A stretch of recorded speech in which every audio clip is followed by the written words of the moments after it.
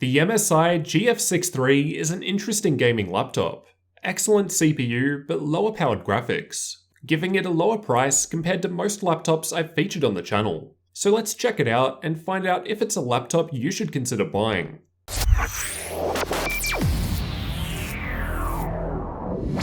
Starting with the specs, my unit has the 6-core Intel i7-8750H CPU, one of the best mobile chips currently available.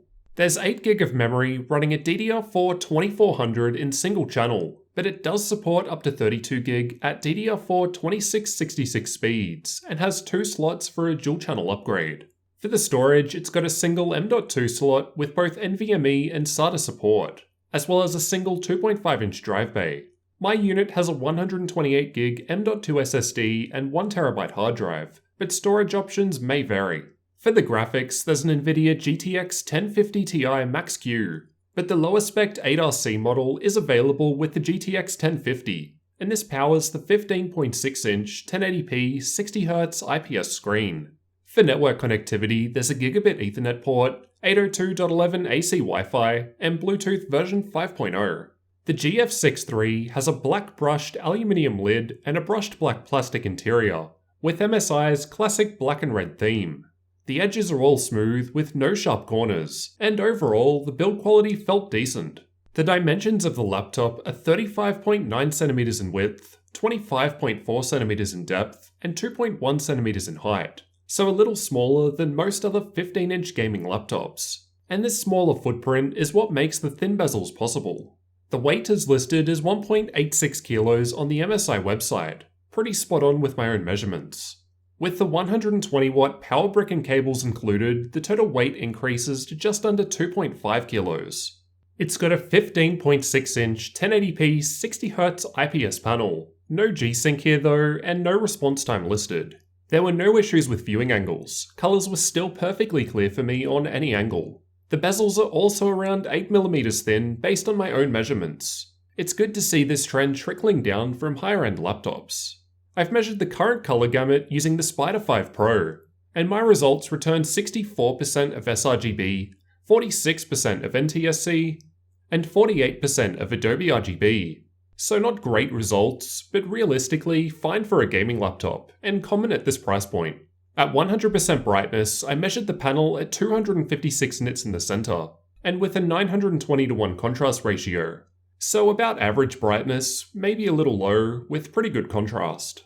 I've taken a long exposure photo in a dark room as a worst case backlight bleed test, and there were just some minor imperfections from the top corners. To my own eyes though, it looked perfectly fine, but this will vary between laptops. There was an average amount of screen flex while intentionally moving it, but as a metal lid it did feel sturdy, and having the hinges out towards the far corners helped with stability.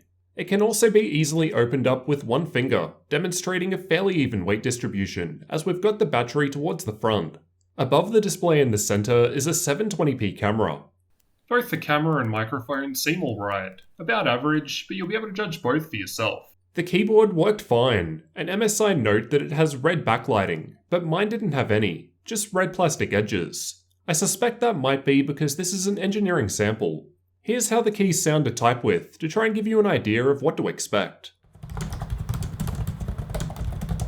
There was some keyboard flex while pushing down hard, but I never found this to be a problem during normal use, and overall it seemed solid enough considering the plastic build. The touchpad was smooth to the touch and worked well. It clicks down when you push, you can right click anywhere with 2 fingers, or otherwise single finger left and right click down the bottom. Fingerprints show up very easily, but as a smooth surface, they were easy enough to wipe off. On the left, there's an air exhaust vent, the power input, and a USB 3.1 Gen 1 Type A port. On the right, there are 3.5mm microphone and headphone jacks, 2 more USB 3.1 Gen 1 Type A ports, a USB 3.1 Gen 1 Type C port, although no mention of Thunderbolt support, gigabit Ethernet port, and Kensington lock. On the back, there's a HDMI port, version 1.2 I think, as it supports 4K at 30Hz, and air exhaust vent on the right, while the front is just smooth plastic with a little indent in the center to allow you to easily open it. The 2 2-watt speakers are found underneath the front corners. They sound alright for laptop speakers, still clear at higher volumes but no bass. On the back of the black brushed metal lid, there's a red MSI logo in the center. Underneath is pretty clean looking, and the rubber feet did a decent job of preventing movement while in use. It was easy to open up using a Phillips head screwdriver, and once inside, we get easy access to the single 2.5-inch drive bay, single M.2 slot, Wi-Fi card, battery, and 2 memory slots. Powering the laptop is a 3-cell 51 watt-hour battery, and with a full charge and just watching YouTube videos with the screen on half brightness and background apps disabled, I was able to use it for 5 hours and 44 minutes.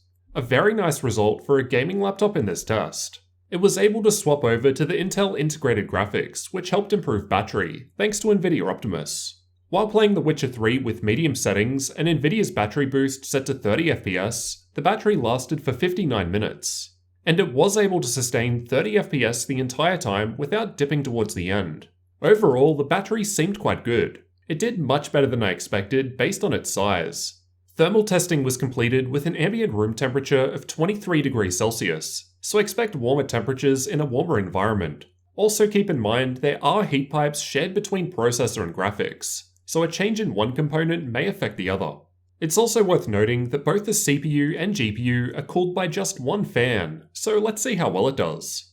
Starting at the bottom of the graph, at idle, the temperatures are warmer than average, shown by the light blue bars. The gaming tests were done with Watch Dogs 2, as I find that to use a good combination of CPU and GPU. Continuing up in the green bar, both the CPU and GPU reach 91 degrees Celsius with the fans at default speeds. By enabling Cooler Boost mode to max out the fans, shown by the yellow bar, temperatures drop back significantly. With the fans back at stock speed, but with a minus 0.120 volt undervolt applied to the CPU, shown in orange, it's a little cooler compared to gaming at stock in the green bar. When we combine the CPU undervolt with MSI's Cooler Boost mode in the red bar, we see the coolest temperatures while gaming, with both the CPU and graphics in the mid-70s, a nice improvement. The stress tests were done by running AIDA64 and the Heaven benchmark at the same time, in order to attempt to fully utilize both the processor and graphics.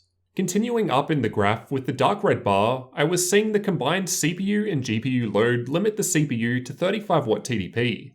And there was both thermal and power limit throttling taking place on the CPU, and thermal throttling on the GPU. With Cooler Boost mode enabled with the stress tests running, shown by the pink bar, there's a big improvement to the temperatures. This stops thermal throttling, but power limit throttling was still present. But that's common with 8750H laptops in multi-core load.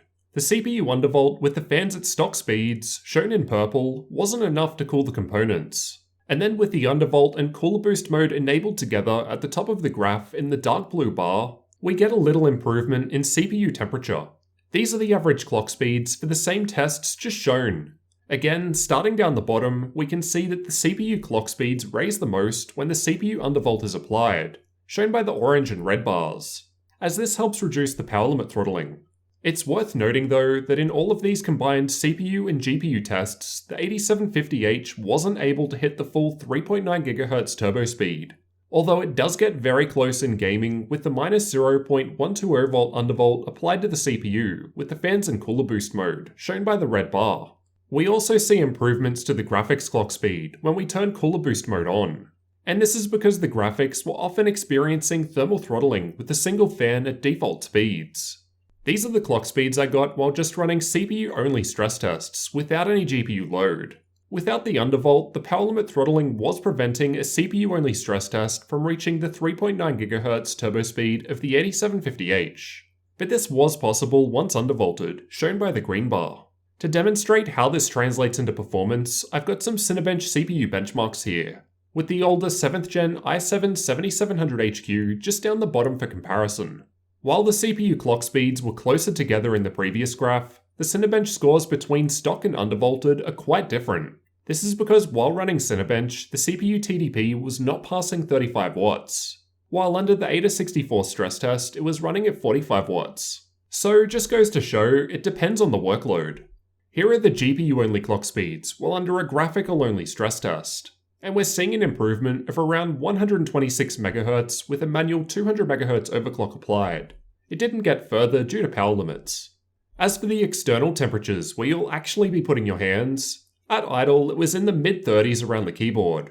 While gaming, the middle of the keyboard gets to 50 degrees Celsius, and up to 56 right up the back. Very similar results with the stress tests running, and then a fair bit cooler once we enable Cooler Boost mode to max out the fans. But let's find out just how loud this gets.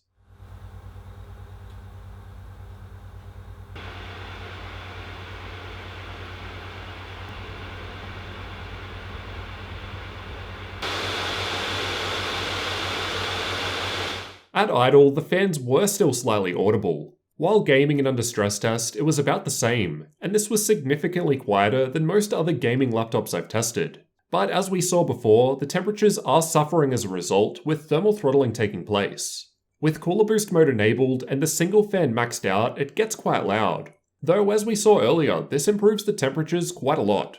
Finally, let's take a look at some gaming benchmarks. All games would run at 1080p with the latest Windows updates and these Nvidia drivers. MSI's Cooler Boost mode was enabled to ensure there was no thermal throttling. Fortnite was tested with the replay feature, and I found it to play pretty well with high settings or below, which was still able to give me a solid 60 frames per second on average. Overwatch was tested playing in the practice range, and as a pretty well optimized game, I was able to average 60 FPS even with epic settings, with the 1% low not too far behind the average, and then even 100 FPS at ultra settings, so it was playing very well. Battlefield 5 was tested in campaign mode and not in multiplayer mode, as it's easier to consistently reproduce the test run. Low settings were needed in order to average 60 FPS in my test, and it played pretty well.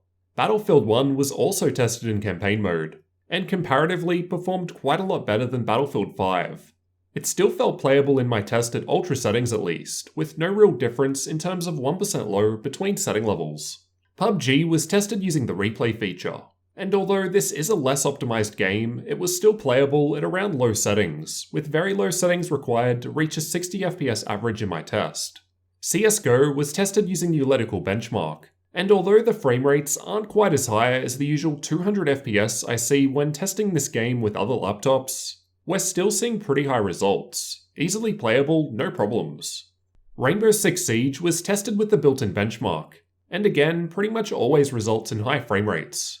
At ultra settings, we're getting 90 FPS with 60 for the 1% low, and then up to 130 FPS at low settings. Far Cry 5 was also tested with the built-in benchmark, and there wasn't too much difference between the setting levels in terms of 1% low, and not really that much difference with the averages either, up to 50 FPS at low settings. Assassin's Creed Odyssey was another game that was tested in the built-in benchmark, and as a pretty poorly optimized game, the frame rates we're seeing aren't that high. But it was playable at medium and low settings. I don't think the game needs a high frame rate to play. Dota 2 was tested using a fairly intensive replay, so this should be a worst case scenario. These results are not the same as actually playing the game, which would result in higher performance. I did play a quick game with ultra settings, just for comparison, and it was averaging around 90 FPS with not much going on. Watch Dogs 2 is a demanding game, but as it doesn't seem to need a high frame rate to play, I had no trouble playing at very high settings. Anything above 30 FPS, as long as the 1% low isn't too terrible, runs fine for me. Ultra was a bit choppy, but anything else was acceptable. The Witcher 3 played great at anything below Ultra. Most laptops don't run too great at Ultra settings in this title, but at high or below it seemed fine, with above 60 FPS averages possible at medium settings or lower. I've got some more games covered in the dedicated gaming benchmark video if you're interested. Just check the card in the top right corner. Now for the benchmarking tools. I've tested Heaven, Valley, and Superposition from Unigine, as well as Firestrike, TimeSpy, and VRMark from 3DMark. Just pause the video if you want a detailed look at these results. This was my first time testing a laptop with GTX 1050 Ti Max-Q graphics, and we were seeing fairly decent frame rates in most games. Basically all games played well at low to medium settings, while some better optimized games like Overwatch ran well even maxed out. I did think the i7 8750H was a little strange of a matchup with the 1050 Ti Max-Q. The i5 8300H probably would have made more sense and would likely result in a cheaper laptop that would perform basically the same in most games. It may also be possible to further improve results by upgrading to a dual-channel memory configuration. As we saw earlier, we've got the option of overclocking the graphics and undervolting the CPU to boost performance. So let's see how this actually helps in gaming. The exact same Windows updates, game updates, and Nvidia drivers were installed, so there shouldn't be any changes other than the ones listed here. Far Cry 5 was retested using the built-in benchmark. The average frame rates at ultra settings were 5.6% better compared to stock speeds, and there was also a little improvement to the 1% low results at other setting levels, though results will of course vary between games. As for storage, in Crystal Diskmark, the 128GB M.2 SATA SSD was getting fairly good read and write speeds, while the 1TB 5400 RPM hard drive was about average. For updated pricing, check the links in the description, as prices will change over time. At the time of recording, here in Australia, with these exact specs, it's going for around 1,600 Australian dollars. In the US on Amazon, it's going for 1,000 US dollars. Although this one does have double the memory, or $870 US for the lower tier 8RC model with GTX 1050 graphics. It does seem a bit pricey when you consider that I've seen laptops like the Dell G5 or Acer Helios 300 with 1060 graphics go for around the same price on sale, but it will of course vary between region. So what do you guys think about the MSI GF63 gaming laptop?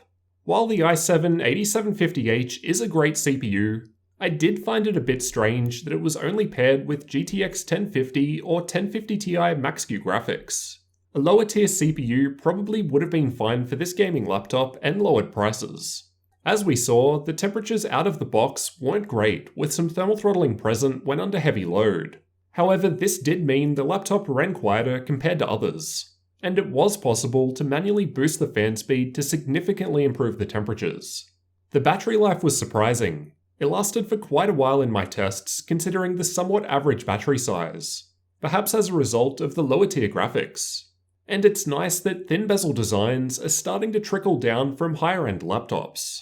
Overall, I thought it was a pretty nice laptop, but for the price you may be able to pick one up with better graphics depending on sales. Again, it depends as prices will vary between region. Let me know what you guys thought about the MSI GF63 gaming laptop down in the comments. And leave a like to let me know if you found the review useful.